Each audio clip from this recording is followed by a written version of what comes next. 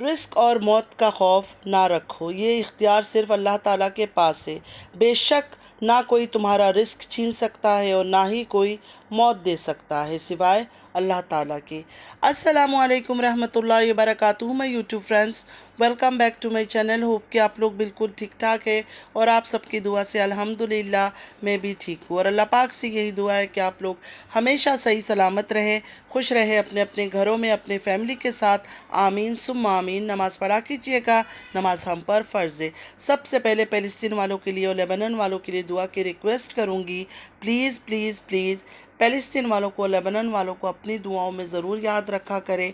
हमारी दुआओं की उनको बहुत ज़्यादा ज़रूरत है। अल्लाह पाक अपनी गैब से उनके लिए आसानियाँ फ़रमाए।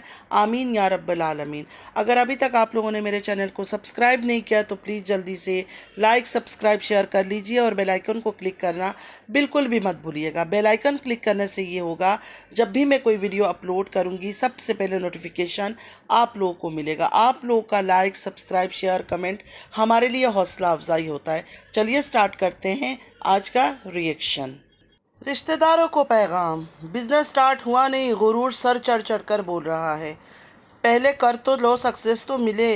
पहले ही इतना बोल लेते हैं फिर शर्मिंदा होना पड़ता है। जैसे इंटरनेशनल ट्रिप पर इतना सुना रहे थे, हालांकि कोई भी ख़ास जगह ये लोग घूमने तक नहीं गए। ज़्यादा बोलने वालों के साथ यही होता है। सज्जू का कहना है तारा इतनी मेहनत कर रही है, इतनी मेहनत कर रही है, डिज़ाइन ये वो ढूंढती रहती है, अल्लाह पाक उसको सेहत दे। सज्जू की दुआ है ये। सारी सारी रात बैठी रहती है, फजर के बाद नमाज़ पढ़कर सोती है। माशाल्लाह, ये तो सच में ही गुड न्यूज़ है कि सारी सारी रात बैठकर काम करती है और फजर के बाद सोती है। छोटी बाजी की सारी तारीफ़ें हो गई। छोटी बाजी मेहनती है, छोटी बाजी डिज़ाइनें ढूंढती है, छोटी बाजी पूरी पूरी रात जागती है, उसके बाद सोती है। What about Kausar? दोनों बीवी है ना इस आदमी की दोनों बीवियाँ ये कहती है, तो कौसर में क्या कोई खूबी नहीं है, कोई अच्छाई नहीं है? सारी अच्छाई, सारी तारीफ़ें, सारी खूबियाँ छोटी बाजी के अंदर है। कौसर भी स्टिचिंग का काम करती है। एक छोटे बच्चे के साथ सारा दिन एक घर में अकेले रहना, उस बच्चे को संभालना और स्टिचिंग करना कौसर के लिए भी आसान नहीं है। कौसर भी मेहनत कर रही है, लेकिन मजाल है जो इस आदमी ने झूठा मुंह ही सही। मैंने इंतज़ार किया, मैंने कहा एक बीबी की इतनी तारीफ़ें कर रहा है तो साथ कौसर की भी कुछ ना कुछ तारीफ़ें करेगा। एक सिंगल वर्ड, एक शब्द भी इसने कौसर के बारे में नहीं बोला। फिर जो छोटी बाजी को प्यार करते हैं, छोटी बाजी की दीवाने बने हुए, दिल, गुर्दा, जिगर, हर चीज़ छोटी बाजी के कदमों में डाले हुए, वो कहते हैं कि कौसर ऐसी औरत है जिसने छोटी बाजी की ज़िंदगी बर्बाद कर दी, छोटी बाजी का घर बर्बाद कर दिया, छोटी बाजी का सुकून तबाह कर दिया। मुझे सारे मिलकर ये बताओ कि इस आदमी के मुंह से आज तक कौसर के बारे में कभी कोई तारीफ़, कोई अच्छी बातें कुछ सुना है? जब भी ब्लॉग बनाता है कौसर के बारे में नेगेटिव चीज़ें ही दिखाता है। कोई अच्छी चीज़, कोई पॉजिटिव चीज़ कौसर के बारे में नहीं दिखाया, सिर्फ़ और सिर्फ ख़राबी दिखाई है। कौसर गुस्सा कर रही है, कौसर दरवाज़ा मार रही है, कौसर गुस्से से इसकी तरफ देख रही है, सिर्फ बुरा बुरा बुरा, कौसर को सिर्फ बुरा बनाने की कोशिश किया। अगर ये प्यार करता कौसर से, अगर ये मोहब्बत होती इसकी, अगर ये बीवी होती इसकी, तो क्या ये सब हरकतें करता? छोटी बाजी के बारे में क्यों नहीं बोलता है? क्या छोटी बाजी कभी गुस्सा नहीं होती है, कभी लड़ाई नहीं करती है, कभी झगड़ा नहीं करती है?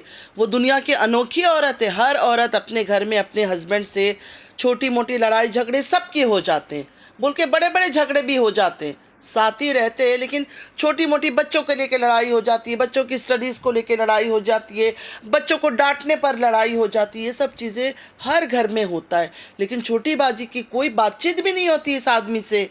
यकीन माने जब ये तारीफ़ें कर रहा था ना छोटी बाजी का, मुझे लगा कौसर के बारे में भी कुछ तो दो वर्ड बोल देगा, कुछ तो अच्छी बातें कर देगा, लेकिन नहीं, इसने एक वर्ड जो कौसर के बारे में बोला, बस छोटी बाजी के ऊपर लगा हुआ था।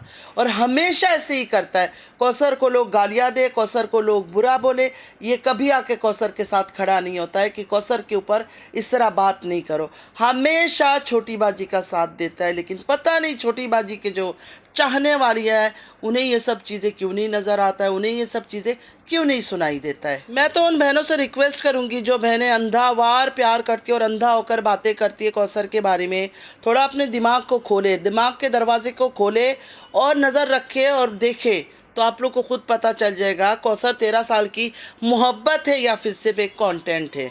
बेचारी कौसर को सारा टाइम कमेंट्स में गालियाँ और बद्दुआ, गालियाँ और बद्दुआ, ये बातें इनको नज़र नहीं आता है। जो ये सज्जू ऑन कैमरा दिखा रहा होता है कि छोटी बाजी की तारीफ़ें करता है, छोटी बाजी को दुआएं देता है, छोटी बाजी को अप्रिशिएट करता है, लेकिन कौसर के बारे में कभी कोई अच्छी वर्ड बोलता ही नहीं है। चलिए बात कर लेते हैं सज्जू का रिश्तेदारों को पैगाम। रिश्तेदारों को जो इन्होंने पैगाम दिया, जिस आदमी की घर में कोई इज़्ज़त नहीं करता, इवन बच्चे तक इज़्ज़त नहीं करते, बच्चों को भी पता है कि हमारे जो सो कॉल्ड बाप है ना, इसके घर में कोई इज़्ज़त नहीं है, हमारी माँ ही सब कुछ है। आप सबको याद होना हो, जब ये लोग इस्लामाबाद शिफ्ट हुए थे कराची से, तब सब ने अपना अपना रूम सिलेक्ट कर लिया, मीन बच्चों ने भी। उसके बाद ये लोग टेरेस पर गए, छत पर गए, तो वहाँ कोई स्टोर रूम या मेड रूम था। तो मुस्तफ़ा ने बोला ये वाला रूम पापा को दे देंगे। ये है सज्जू की इज़्ज़त अपने बच्चों की नज़र में भी। बच्चों को भी पता है कि जो माँ का बेडरूम है वो सिर्फ हमारी माँ का बेडरूम है, वरना पेरेंट्स का एक बेडरूम होता है ना, हस्बैंड वाइफ जिसमें रहते हैं। बच्चों को पता होता है कि ये हमारे माँ बाप का रूम है, लेकिन बच्चों को ये पता है कि वो हमारी माँ का रूम है, और जो हमारे बाप है ना, उनको ऊपर छत पे जो एक्स्ट्रा रूम है, जो made room, store room, whatever जो भी है, उसमें इनको जगह दे देंगे। आज रिश्तेदारों को पैगाम देते हुए, बिज़नेस के बारे में बात करते हुए, इतना ड्रामा, इतना नाटक इस बंदे ने किया है ना कि मैं बता नहीं सकती हूँ। इस तरह लग रहा था कि बहुत बड़ा कोई ख़ुद को बिज़नेस टाइकून समझने लगा ये आदमी, कि मैं बहुत बड़ा कोई बिजनेसमैन बन गया हूँ। अभी स्टार्ट भी नहीं हुआ, कुछ शुरू भी नहीं किया, लेकिन अंदर की बातें अगर आप लोग इनकी सुन लो ना, ऐसा लगेगा कि नहीं, पूरे दुनिया में इनका बिज़नेस चल रहा है। रिश्तेदारों को पैगाम देते हुए इस तरह इस आदमी ने शुरू किया कि हम लोग कराची से इसलिए आ गए थे क्योंकि वहाँ बहुत डिस्टर्ब हो रहे थे, लेकिन मैं साथ ही साथ कराची में घर भी ढूंढ रहा था कि कोई अच्छा सा घर मिल जाए, लेकिन मेरा माइंड जो है ना वो इस्लामाबाद की तरफ चल रहा था। सज्जू का माइंड इस्लामाबाद की तरफ चल रहा था। कितना सज्जू की माइंड से और ऑर्डर से छोटी बाजी का घर चलता है वो तो हम सबको पता ही है। खैर, तो सज्जू की ज़्यादा से ज़्यादा कोशिश थी कि इस्लामाबाद मूव कर जाए। सज्जू का कहना है मैंने घर में किसी को नहीं बताया था, बच्चों को भी नहीं बताया था, और बच्चों में मेरे ख्याल में छोटी बाजी भी इंक्लूड होगी, क्योंकि छोटी बाजी भी तो काफ़ी छोटी है ना सज्जू से।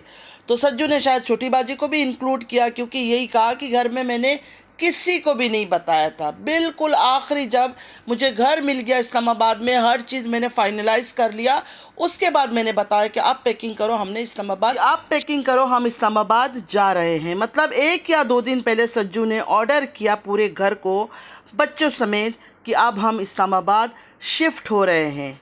हालांकि जब ये लोग शिफ्ट हो रहे थे इस्लामाबाद, तब हमें ये पता चला था कि टी सिस्टर ने सब कुछ किया, मतलब घर वगैरह ढूंढ कर दिया, हर चीज़ किया, सब कुछ उन्होंने किया। और ये लोग स्टार्टिंग में जाकर भी मेरे ख्याल में टी सिस्टर के घर में, या उन्होंने कोई घर देख कर दिया था कुछ दिन रहने के लिए, वहाँ रुके हुए थे। लेकिन अब जो है ना, इस टाइम पर सज्जू सारा क्रेडिट ले गया कि सब कुछ सज्जू ने किया है। अब ये झूठे मक्कार लोग हर टाइम पे झूठ बोलते हैं।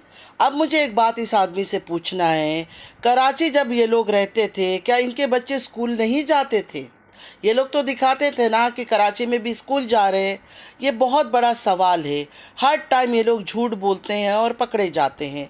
मीन अगर बच्चों का स्कूल चेंज करना हो या दूसरा सिटी या कंट्री भी जाना हो, तो स्कूल से टीसी तो लेना पड़ता है, पहले से अप्लाई करनी पड़ती है कि हम लोग यहाँ से शिफ्ट कर रहे हैं, हमें टीसी दो, मतलब ट्रांसफ़र सर्टिफिकेट। तो सज्जू ने 2 दिन में डिसाइड किया, 2 दिन के अंदर इस्लामाबाद आ गए।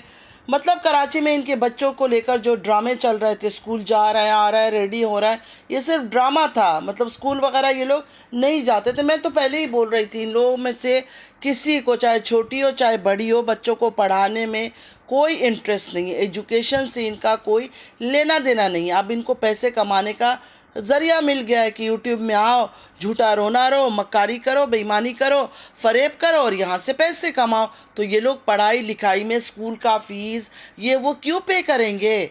बच्चों को तब इंसान पढ़ाता है, किसी को इंजीनियर बनाना है, किसी को डॉक्टर बनाना है, किसी को कुछ और बनाना है, किसी को कोई ऑफिस में जॉब करना है, कोई बिजनेस करना है। इनका कोई ऐसी सोच नहीं है। इनको ये पता है कि हमारे बच्चों ने ब्लॉगिंग करना है। ब्लॉगिंग के लिए तो एजुकेशन नहीं चाहिए ना, पढ़ा लिखा इंसान तो नहीं चाहिए। ख़ासकर जो ये ब्लॉगिंग करते हैं, जो ड्रामे, फेक नाटक, रोना धोना, गंदगी, गाली गलौज, उनको तो पढ़ाई लिखाई की ज़रूरत ही नहीं है। जो थोड़ी बहुत बातें ये लोग कर भी लेते हैं कि हमारे बच्चे स्कूल जा रहे हैं, ये कर रहे हैं, वो कर रहे हैं, फुटबॉल खेल रहे हैं, ये सब सिर्फ और सिर्फ व्यूवर्स की वजह से। व्यूवर्स इनको ज़ोर करते हैं, फोर्स लगाते हैं, बच्चों को पढ़ाओ, बच्चों को लिखाओ, बच्चों को एजुकेशन दिलाओ, बच्चों की लाइफ के लिए ज़रूरी है, बच्चों की फ्यूचर के लिए ज़रूरी है। इस वजह से ये दोनों बहनें थोड़ा ड्रामा करती है, वरना इनमें से किसी का कोई इरादा नहीं है बच्चों को स्कूल कॉलेज यूनी भेजने का। सब रिश्तेदारों से रिक्वेस्ट किया सज्जू ने कि आप घर में आना जाना बंद करें। पहले भी इस्लामाबाद शिफ्ट होते ही ये ड्रामा किया था कि कोई घर आया भी तो वीडियो नहीं बनाना। मतलब ये कहा था कि आओ जाओ, आप सबकी मर्ज़ी है, बिल्कुल मोस्ट वेलकम, लेकिन हमारे घर के अंदर ब्लॉग ये सब नहीं बनाना। सज्जू ने क्लियरली ऐलान किया, अनाउंस किया कि अब हम बिज़नेस टाइकून बन चुके हैं। पहले की तरह पिक एंड ड्रॉप नहीं कर सकते हैं किसी को भी। तो प्लीज़ ना आप लोग आओ ना जाओ, कि ये नाराज़गी नहीं ज़ाहिर करना कि मुझे पिक करने नहीं आया, फिर मुझे ड्रॉप करने नहीं आया, क्योंकि अब हम ये सब चीज़ें नहीं कर पाएंगे। अब हमें अपने बिज़नेस को प्रॉपर टाइम देना है। अभी तो सिर्फ बिजनेस ही कर रहे हैं। बिजनेस अभी पूरी तरह से स्टार्ट नहीं हुआ, शुरुआत नहीं हुई, ये हाल है। अगर बिजनेस चल गया तो क्या हाल होगा इन लोगों का। रब्बी बेचारी आई थी, इस बार तारा लेकर चली गई थी घूमने फिराने। वो कितनी खुश हुई होगी कि हर बार आऊँगी तो इसी तरह घुमाएंगे फिराएंगे। इन्होंने इस बार ऐलान कर दिया कि अब हम ये सब कुछ नहीं करने वाले हैं। जब पिक एंड ड्रॉप ही नहीं करेंगे तो घुमाने फिराने का तो सवाल ही नहीं उठता। अब हमने अपना बिज़नेस स्टार्ट किया, हमें अपने बिज़नेस को टाइम देना है। बेचारी का तो दिल ही तोड़ दिया। मतलब एक तरफ एक दिन बेचारी को घुमा लिया और दूसरी तरफ फ़ौरन ऐलान कर दिया कि अब हमसे ना हो पाएगा, ना हम पिक एंड ड्रॉप करने वाले हैं, ना हम घुमाने फिराने वाले हैं। जब पिक एंड ड्रॉप ही नहीं करेंगे तो कहाँ से घुमाएंगे, क्योंकि अभी तो हमारा बिज़नेस स्टार्ट हुआ है। हमें अपने बिज़नेस को अच्छी तरह से टाइम देना है। अब सज्जू की ये बातें सुनकर नज्जो का दिल तो बड़ा टूट गया होगा। नज्जो ने सोचा होगा कि रब्बी को यहाँ घुमाने लेकर गए हो तो अब मैं आऊँगी, मुझे भी घुमाओगे। लेकिन इनका ये ऐलान सुनकर नज्जो का दिल तो चूर चूर हो गया होगा। किसी ने मुझे बोला नज्जो बीमार है, चलो अल्लाह ताला से दुआ करते कि अल्लाह ताला उसको जल्दी सेहतियाब करे, आमीन सुम्मा आमीन।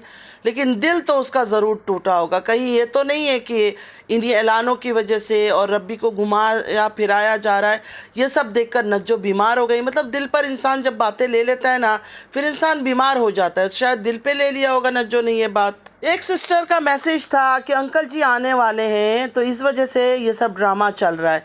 क्योंकि बहुत सारे जो छोटी बाजी के जो फ़ैन हैं ना, वो अंकल जी को बोल रहे हैं, बार बार उनको ताना मार रहे हैं, टॉन्ट मार रहे हैं कि जाके बर्डन नहीं बनना। मतलब छोटी बाजी के घर नहीं जाना, सीधा अपने गांव जाओ और सिर्फ जो छोटी बाजी की अम्मी है उनको छोटी बाजी के पास छोड़ो, आप छोटी बाजी के घर मत जाना।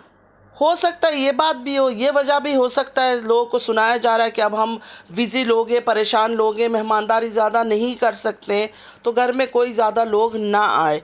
क्योंकि अंकल जी आते हैं तो अंकल जी खुद एक यूट्यूब ब्लॉगर बने हुए हैं। अंकल जी तो कोई वक्त नहीं छोड़ते हैं कैमरा उठाने में और ब्लॉग शूट करने में।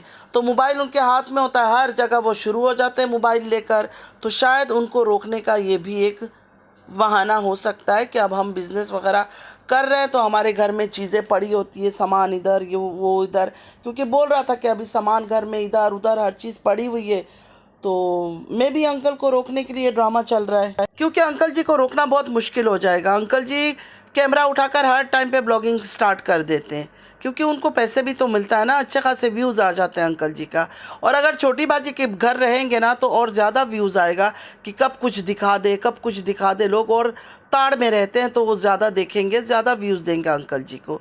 तो इस वजह से शायद अंकल जी को रोकने का भी बहाना हो सकता है ये। वैसे मुझे तो कुछ समझ नहीं आ रहा है मैं क्या बोलूं। आप लोग को क्या लगता है ज़रूर कमेंट में आप लोग बताइएगा। बस आज के लिए इतना ही। उम्मीद है आज का वीडियो आप लोग को अच्छा लगा होगा। अगर अच्छा लगा है तो लाइक सब्सक्राइब शेयर ज़रूर कीजिएगा। नमाज़ पढ़ा कीजिएगा, नमाज़ हम पर फ़र्ज़ है। चलती हूँ दुआ में, याद रखिएगा। ज़िंदगी रही फिर मुलाकात होगी। अल्लाह हाफिज़।